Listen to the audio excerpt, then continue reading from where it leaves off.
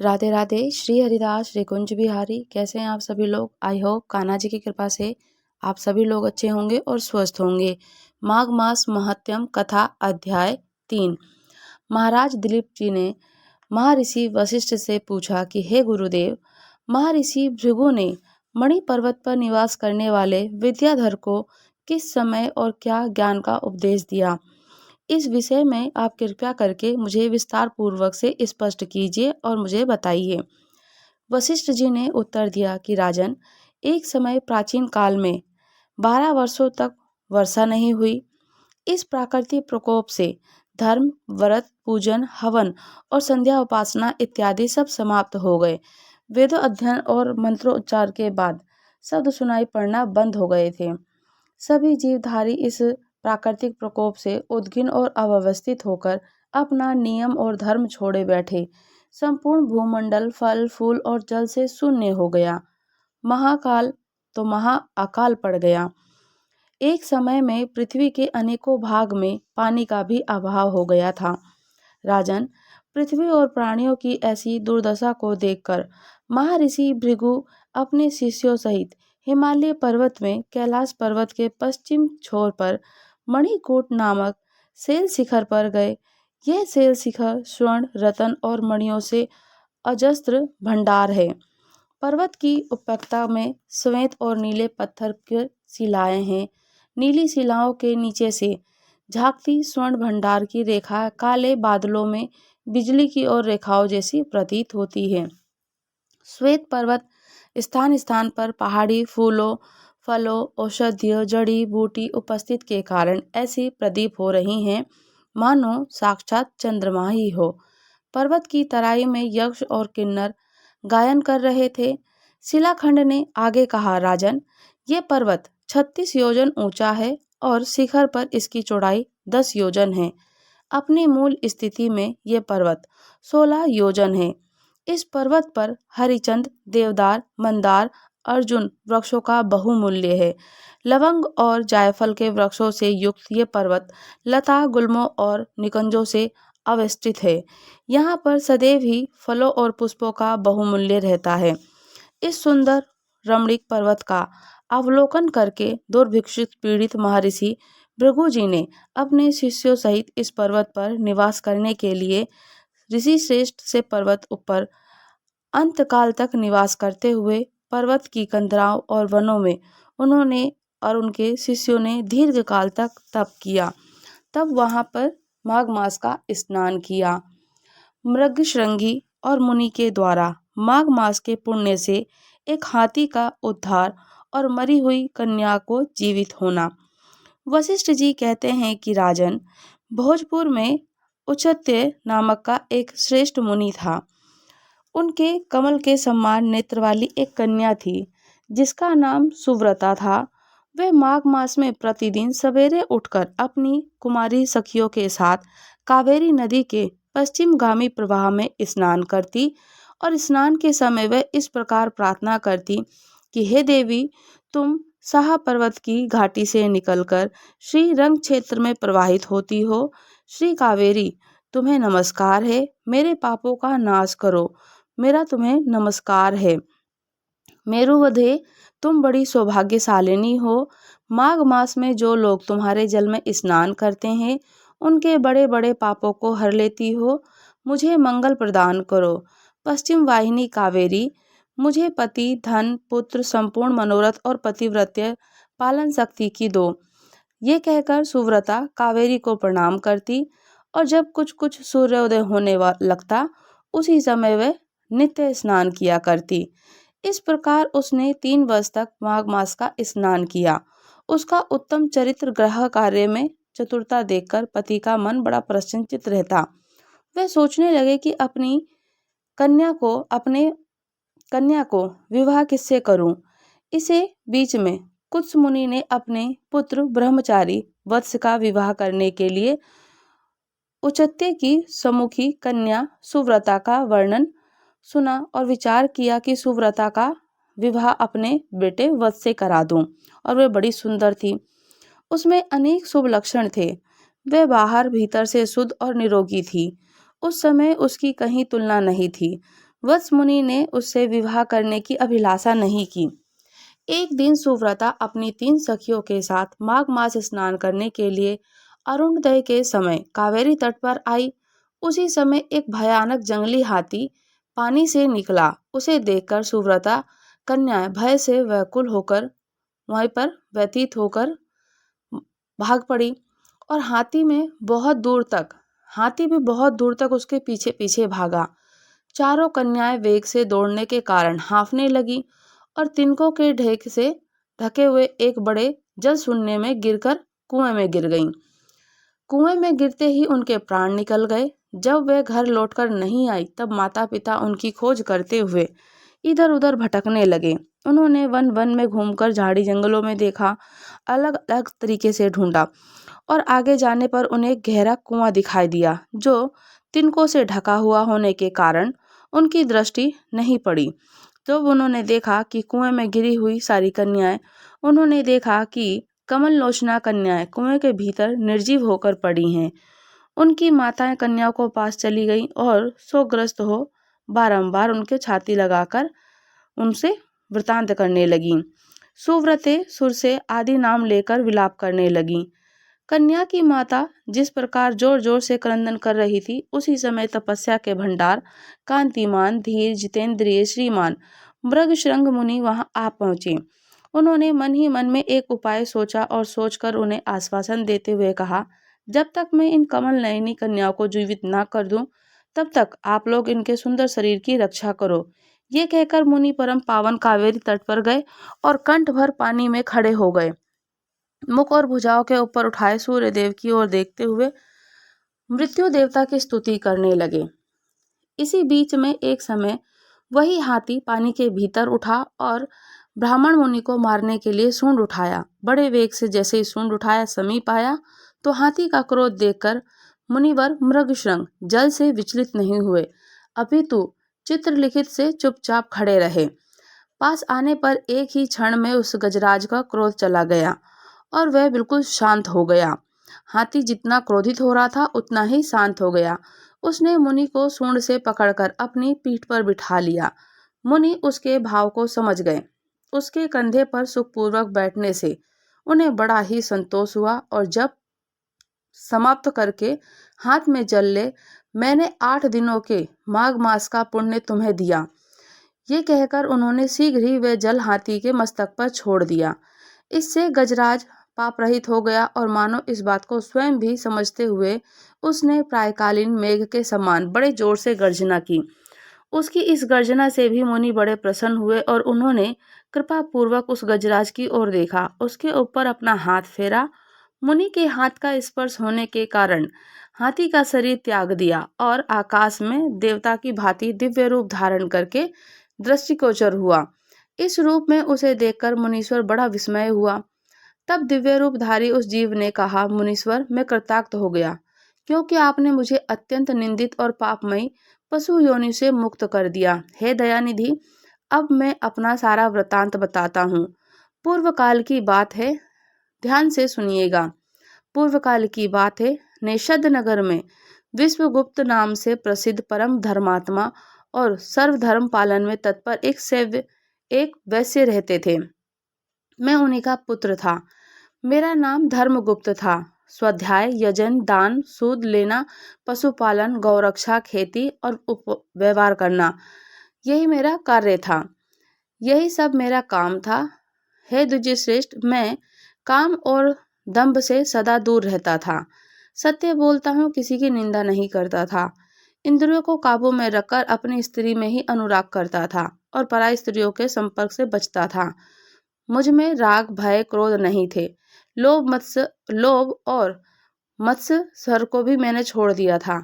दान देते, यज्ञ करता, देवताओं के प्रति भक्ति रखता, गायों को और ब्राह्मणों को हित में संलग्न रहता, सदा धर्म, अर्थ, काम का सेवन करता, व्यापार करता और किसी को धोखा नहीं देता था। ब्राह्मण लोग जब यज्ञ करते हैं तो उस समय उन्हें बिना मांगे ही धन दे देता था। समय पर श्राद्ध और संपूर्ण देवताओं का पूजन किया करता। उनके प्रकार से सुगंधित द्रव्य, बहुत से पशु, दूध, दही, मट्ठा, गोबर, घास, लकड़ी, फल, मूल, नमक, जायफल, पीपल, अन्न और साग के बीज, अनेक प्रकार के वस्त्र, धातु, ईख के रस से तैयार होने वाली वस्तुएं, उनके प्रकार से सब रस बेचता और जो दूसरों को देता भी था वे तौल में कम नहीं रहता था। और तो और क्या ही बताऊं, मैं अधिक नहीं था, वो अधिक नहीं होता था। जिन रसों के बेचने का पाप होता है उनको छोड़कर अन्य रसों को बेचा करता था। बेचने में छल कपट से काम नहीं लेता था, बिल्कुल अपनी श्रद्धा भाव से बेचा करता। जो मनुष्य साधु पुरुषों का व्यापार में ठगा रहता था वह घोर नरक में पड़ता था। उस धन को भी मैं नष्ट नहीं होता था, उस धन को भी मैं नष्ट हो जाता था। सब देवता ब्राह्मण गायों की प्रतिदिन सेवा करता, पाखंडी लोगों से दूर रहता, किसी भी प्राणी से मन, वाणी और क्रिया द्वारा ईर्ष्या किए बिना जो जीविका चलाई करती वह परम धर्म है, मैं ऐसा ही जीविका को जीवन निर्वाह करता। इस प्रकार धर्म के मार्ग से चलकर मैंने 1 करोड़ स्वर्ण मुद्रा का उपार्जन किया। मेरे एक ही पुत्र था जो संपूर्ण गुणों में श्रेष्ठ था। मैंने अपने सारे धन को उसे 2 भागों में बांट दिया। आधा पुत्र को दिया, आधा अपने लिए रखा। अपने हिस्से का धन लेकर पोखरा खुदवाया, अनेक प्रकार के वृक्ष और बगीचा लगवाए, अनेक मंडपों से सुशोभित देव मंदिर बनाया। मेरु भूमि के मार्ग में पोसले कुएं बनवाए, ठहरने के लिए धर्मशाला, कन्यादान, गौदान, भूमिदान, तिल, चावल, गेहूं, मूंग आदि का दान किया। उड़द दान, तिल और आदि घी का भी मैंने बहुत सारा दान किया। रस के चमत्कारों का वर्णन करने वाला कोई कपालिक मेरे पास आया और कौतूहल पैदा करने के लिए वह कुछ करामात दिखाकर उसने मुझे अपने माया जाल में फंसाकर ठग लिया। उसकी करतूतें देखकर उसके प्रति मेरा विश्वास बढ़ गया और रसवाद, चांदी, सोना आदि बनाने के नाम पर मेरा सारा धन बर्बाद हो गया। फिर उस कपालिनी के मुझे भ्रम डालकर बहुत दिन तक भटकाया। उसके लिए धन देकर मैं दरिद्र हो गया। माघ का महीना आया, मैंने 10 दिनों तक सूर्योदय के समय महान नदी में स्नान किया, किंतु बुढ़ापे के कारण इसमें अधिक समय में स्नान का नियम चलाने में मैं असमर्थ हो गया था। इसी बीच में मेरा पुत्र देशांतर में चला गया, घोड़े मर गए, खेती नष्ट हो गई, बेटे ने वेश्या रख ली। फिर भी भाई बंधु ये सोचकर ये बेचारा बूढ़ा धर्मात्मा पुण्यवान है, धर्म के ही उद्देश्य से मुझे कुछ सूखा अन्न और भात दे देते और अब मैं अपना धर्म बेचकर कुटुंब का पालन पोषण करने लगा। केवल माघ मास के स्नान को, फल को नहीं बेच सकता। एक दिन जिह्वा की लोलुपता के कारण दूसरे घर पर खूब गले तक ठूस कर मिठाई खा ली और इससे अजीर्ण हो गया। अजीर्ण अतिसार की बीमारी हुई और उससे मेरी मृत्यु हो गई। केवल माघ मास के स्नान के प्रभाव से मैं 1 मनवंतर तक स्वर्ग में देवराज इंद्र के पास रहा। पुण्य की समाप्ति हो जाने के कारण हाथी की योनि में उत्पन्न हुआ। जो लोग धर्म बेचते हैं वह हाथी ही होते हैं। इस समय आपने हाथी की योनि से मेरा उद्धार किया। मुझे स्वर्ग की प्राप्ति होने के लिए आपने पुण्य दान किया। मैं कृतार्थ हो गया। आपको मेरा नमस्कार, बारंबार नमस्कार। ये कहकर स्वर्ग को चला गया। सच है कि सत्पुरुषों का संग उत्तम गति प्रदान करने वाला होता है। इस प्रकार महानुभाव मृगशृंग वैश्या को हाथी योनि से मुक्त कर स्वयं गले के पानी में खड़े हो गए और सूर्य नंदन यमराज की स्तुति करने लगे। ओम यम धर्मराज मृत्यु अंत तक व्यवस्थ काल तक सर्वभूतक्षय औदुंबर धन नील परमेष्टि वक्रदोर चित्रगुप्त और इन 14 नामों से पुकारे जाने वाले भगवान यमराज को नमस्कार किया, जिनका मुख दाढ़ों के कारण विकराल प्रतीत होता है, टेढ़ी भौं और आंखें क्रूरतापूर्वक जान पड़ती हैं, जिनके शरीर में ऊपरी ओर उठे हुए हैं और बड़े बड़े रोम हैं, होठ भी दिखाई देते हैं। ऐसे आप यमराज को नमस्कार है। आपके अनेक भुजाएं हैं, अनंत नख हैं और कजरेली सम्मान के काला शरीर और भयंकर रूप है। आपको मेरा नमस्कार। आपका वेश बड़ा भयानक है, पापियों को भय देते हैं, काल दंड से धमकाते और सब प्रकार के अस्त्र शस्त्र धारण करते। बहुत बड़ा भैंसा आपका वाहन है। आपके नेत्र दहकते हुए अंगारों के समान जान पड़ते हैं और मेरु पर्वत के समान आपका विशाल रूप है। लाल माला और वस्त्र धारण करते हैं और कल्पांतक के मेघों की भांति, जिनकी गंभीर गर्जना प्रलयकालीन वायु के समान प्रचंड वेग है, जो समुद्र को भी पी जाते हैं, संपूर्ण जगत को ग्रास बना लेते हैं, पर्वतों को भी चबा जाते हैं और मुख से आंख उगलते हैं। भगवान, आपको यमराज मेरा नमस्कार है। आप भयानक मारी और अत्यंत भयंकर महामारी के साथ रहते हैं। पापियों के लिए पाप होता है और आपको ऐसा स्वरूप है कि आपको मेरा बारंबार नमस्कार है। आपका मुख खिले हुए कमल के समान, वास्तव में तो देखिए आपका मुख खिले हुए कमल के समान है और आपके नेत्रों में करुणा भरी है।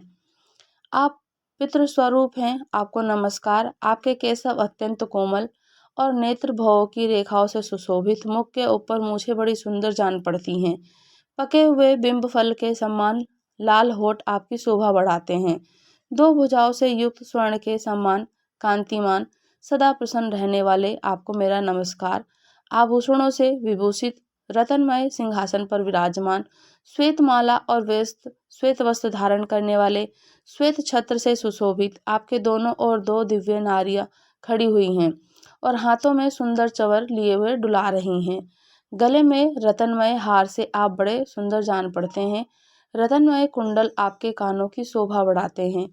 आपके हार और भुजाएं बंद जो कि रतन है, आपके कटीरी में अनेक प्रकार के रतन जड़े हुए हैं। आपकी कृपा दृष्टि सीमा का अतिक्रमण कर जाती है। आप मित्र भाव से सबको देखते हैं। सब प्रकार की संपत्तियां आपको समृद्धिशाली बनाती हैं और सौभाग्य के परम आश्रय आप धर्म और अधर्म के ज्ञान निपुण सभासद, आपको मेरा नमस्कार है। इस तरीके से साधुओं पर सदा स्नेह रखते हुए, वाणी में उनमें प्राणों का संचार करते हुए, वचनों से संतोष देते हुए, गुणों से उन्हें सर्वस्व समर्पण करते हुए, सज्जन पुरुषों के द्वारा सदा संतुष्ट रखने वाले धर्मराज को मेरा बारंबार नमस्कार है, जिसकी पीठ पर लटके हुए घंटों की ध्वनि से सारी दिशाएं गूंजती हैं, जो ऊंचे ऊंचे सींगों और फुकारों के कारण अत्यंत भीषण प्रतीत होती है। ऐसे महान भैंसे पर विराजमान रहते हैं, जिनकी 8 बड़ी बड़ी भुजाएं हैं।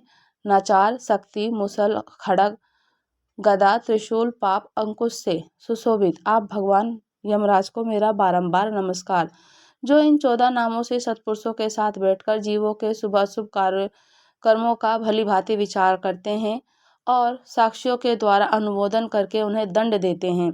संपूर्ण विश्व को शांत रखते हैं। दक्षिण दिशा के स्वामी शांत स्वरूप यमराज को नमस्कार, जो कल्याण स्वरूप भयहारी, सोच और संतोष आदि नियमों में स्थित मनुष्य को नेत्रों का प्रिय रखने वाले और शनैचर, व्यवस्थ मुनि, तीनों की माताओं के सौतेले पुत्र, सूर्यदेव के आत्मज, सदाचारी मनुष्य को वर देने वाले यमराज, आपको मेरा नमस्कार। इस प्रकार से स्तुति करने लगे। जब आपके दूत पापी जीवों को दृढ़ता पूर्वक बांधकर आपके सामने उपस्थित करते हैं, तो आप उन्हें ये आदेश देते हैं कि पापियों के अनेक घोर नरकों में गिराकर छेद डालो, टुकड़े टुकड़े करके जला दो, सूखा डालो और पीस दो। इस प्रकार की बातें कहते हुए यमुना जी के श्रेष्ठ भ्राता आप यमराज को मेरा नमस्कार। अंत कुरूप धारण करते हुए उस समय आपको गोलाकार नेत्र किनारे किनारे से लाल दिखाई देते हैं और भीम रूप होकर भय प्रदान करते हैं। टेढ़ी बाहों के कारण आपका मुख वक्र जान पड़ता है और आपके शरीर का रंग और समय नीला हो जाता है। आप निर्दयी दूतों के द्वारा शास्त्रों नियमों का उल्लंघन करने वाले पापियों को खूब कड़ाई के साथ धमकाते हुए आपको मेरा नमस्कार। जिन्होंने पंच महायज्ञों का अनुष्ठान किया, जो सदा ही अपने कर्मों के पालन में संलग्न रहे, ऐसे लोगों को विमान पर आते देख आप दोनों हाथ जोड़कर आगे बढ़कर स्वागत करते हैं। आपको मेरा नमस्कार। वशिष्ठ जी कहते हैं, इस प्रकार स्तुति करके मृगशरण ने उदारता और करुणा के भंडार दक्षिण दिशा के स्वामी भगवान यमराज का ध्यान करते हुए उन्हें साष्टांग प्रणाम किया, उनकी स्तुति करी।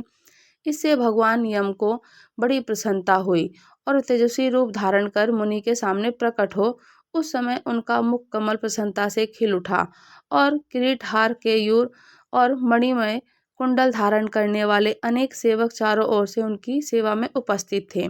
यमराज ने कहा कि हे मुनि मृगशृंग, मैं तुम्हारे इस स्तोत्र से बहुत संतुष्ट हूँ और तुम्हें वर देने के लिए यहाँ आया हूँ। तुम मुझसे मनोवांछित वर मांगो, मैं तुम्हें अवशिष्ट वस्तु प्रदान करूंगा। उनकी बात को सुनकर मुनीश्वर मृगशृंग उठकर खड़े हो गए। यमराज को सामने उचित कर देखा उपस्थित देखा तो उन्हें बड़ा विस्मय हुआ। उनके नेत्र प्रशंसा से खिल उठे। कृतांत को पाकर उन्होंने अपने आप को सफल मनोरथ समझाया और हाथ जोड़कर प्रणाम करके कहा कि इन कन्याओं को प्राणदान दीजिए, मैं आपसे बारंबार यही याचना करता हूँ। मुनि का कथन सुनकर धर्मराज यमराज ने अदृश्य रूप से उन ब्राह्मण कन्याओं को उनके शरीर में भेज दिया तो फिर तो सोकर उठे हुए की भांति वे कन्या उठकर खड़ी हो गई। उनके प्राण वापिस आ गए। अपनी बालिकाओं को सचेत होते हुए देख माता को बड़ा हर्ष हुआ। कन्याएं पहले की ही भांति अपना अपना वस्त्र पहनकर माताओं को बुलाकर उनके साथ अपने घर पर चली गईं। और वशिष्ठ जी कहते हैं कि इस प्रकार वे प्रवर मृगशृंग को वरदान देकर यमराज देवता अपने पार्षदों के साथ अंतर्ध्यान हो गए। इधर ब्राह्मण भी यमराज से वर पाकर बड़ी प्रसन्नता के साथ अपने आश्रम को लौटे और मानव प्रतिदिन यमराज की स्तुति पाठ करा करें, उसे कभी ये यम की यातना नहीं भोगनी पड़ती। जो भी व्यक्ति यमराज की नित्य प्रतिदिन पूजन करता है, स्तुति करता है, ध्यान करता है, समय वृक्ष पे जल चढ़ाता है, समय वृक्ष पे पूजन करता है, दीपक प्रज्वलित करता है, तो उसे कभी यम की यातना नहीं भोगनी पड़ती। उसके ऊपर यमराज प्रसन्न होते हैं और उसकी संतति कभी आप मृत्यु से प्रभाव ना हो। इस लोक और परलोक में लक्ष्मी जी की प्राप्ति होती है और कभी रोगों का शिकार नहीं होना पड़ता है, हमेशा निरोगी काया रहती है। तो माघ मास का स्नान करने से पुण्य फल की प्राप्ति होती है। माघ मास का स्नान करने से यमलोक से भी यमराज आ जाते हैं, सामने प्रकट हो जाते हैं साक्षात और प्रकट होकर के उनको वर देते हैं। माघ मास स्नान ठाकुर जी को बहुत प्रिय है। माघ मास के स्नान में दान, तिल का तेल या तिल के लड्डू का बहुत बड़ा दान बताया गया, बहुत बड़ा विशेष महत्व है। हमेशा होम, जप और दान, ये तीनों ही विशेष महत्व रखते हैं। तो ये माघ मास का स्नान करने से पुण्य फल की प्राप्ति होती है। माघ मास महात्म्य अध्याय 3 समाप्त हुआ। अगर आप लोग हमारे चैनल पर नए हैं तो चैनल को लाइक, शेयर, सब्सक्राइब करना बिल्कुल ना भूलें और मुझे कमेंट्स करके जरूर बताइएगा कि आपको कथा कैसी लगी। राधे राधे। श्री हरिदास, श्री कुंज बिहारी।